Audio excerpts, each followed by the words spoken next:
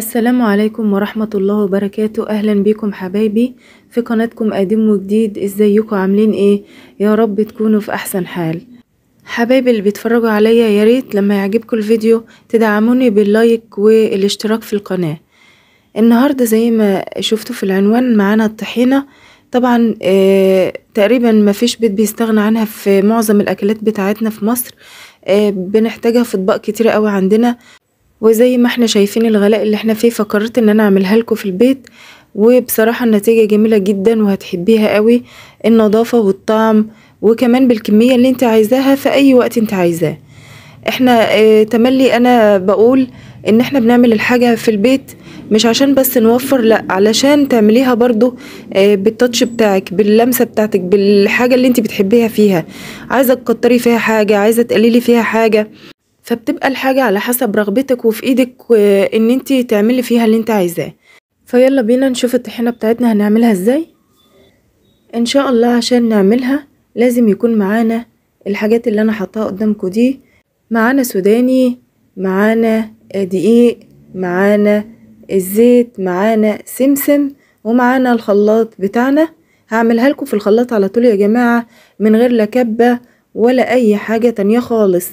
معانا هنا نص كوباية سوداني، طبعا مقشرينه ومفصصينه زي ما انتوا شايفينه كده. هنرفعه على طاسة سخنة على النار، ونفضل نقلب فيه كده لحد ما يتحمص معانا. بنحط عليه كوباية ونص سمسم، يبقى نص كوباية سوداني عليهم كوباية ونص سمسم، ده لكل كوباية زيت. بعد ما حمصناه بقى كويس على النار، خلي بالك اوعي يتحرق منك، انت بتفضلي واقفه جنبه لحد ما ياخد تحميصه وكده من غير ما يحمر لونه ولا يتغير لونه قوي، انت بس بتسخنيه. بنجيب بقى الدقيق بتاعنا كميته قد السمسم، يعني كوبايه ونص دقيق. لو لازم الكوبايه اللي هتعايري بيها السوداني هي اللي هتعايري بيها السمسم، هي اللي هتعايري بيها الدقيق. هنحط الزيت بتاعنا اللي هي الكوبايه بتاعتنا في الخلاط الاول كده، وهنضربها ضربه حلوه كده. واحنا بنضرب يا جماعه هنكب فوقها السوداني والسمسم اللي احنا حمصناه. هنا اهوت ما استخدمناش كبه ولا اي حاجه خالص، ولا هقولك اضربها في الكبه بتاع الخلاط، ولا هقولك حاجه. حطي الحاجه وهي سخنه على الزيت بعد ما يتضرب ضربه كده، وخلاص محمصه الحاجه بتاعتك وسخنه خالص اهي. بنروح كبينها على الزيت.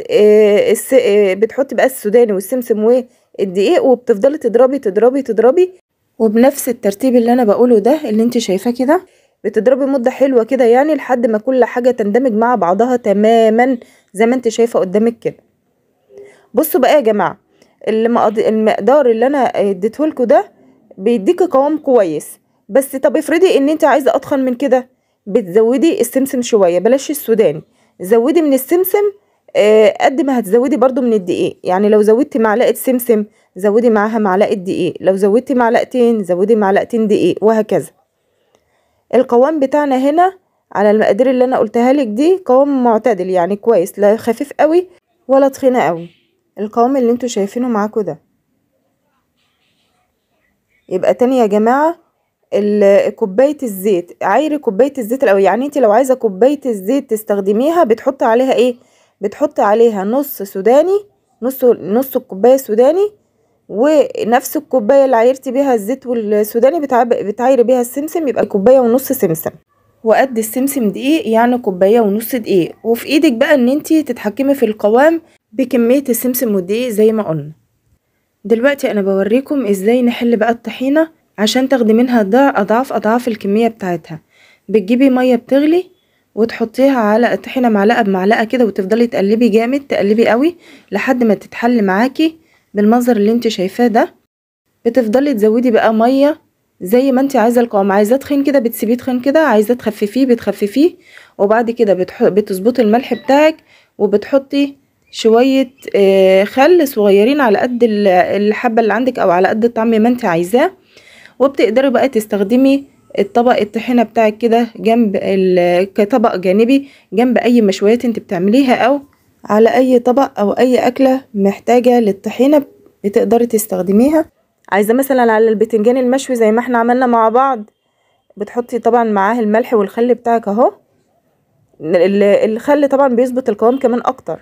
ولو عايزاه ضعف الكميه اللي قدامك دي، ما تحطيش بس الميه السخنه اللي بتغلي دي بس، لا كمان ارفعيه على النار. وطول ما انت بترفعي على النار وبتقلبي، عشان احنا حاطين في دقيق، هي الطحينه كمان الجاهزه كده كل ما بترفعيها على النار وتقلبي تلاقيها القوام بتاعها تقيل اكتر، فبتزودي كمان ميه، بتلاقي الكميه بقت معاكي مش الضعف، لا يمكن 5 اضعاف. بتحطيها بقى على الاطباق الجميله بتاعتنا دي، سواء سندوتشات الطعميه اللي احنا عاملينها مع بعض هنا في القناه بكل اسرارها. بجد يا جماعه اسرار متهيألي مش هتسمعوها غير معايا في القناه عندي ان شاء الله. وكمان مع طبق الفول الخطير ده اللي احنا عاملينه مع بعض في القناه. واقدر اقول لكم كده بالهنا والشفا، لو عجبكم الفيديو ما تنسيش تدعميني باللايك والشير والاشتراك في القناه، وتفعلي زر الجرس عشان يوصلك كل فيديوهات الجديده ان شاء الله. والدعوه الحلوه بقى منك ليا ولاولادي بصلاح الحال. والسلام عليكم ورحمه الله وبركاته.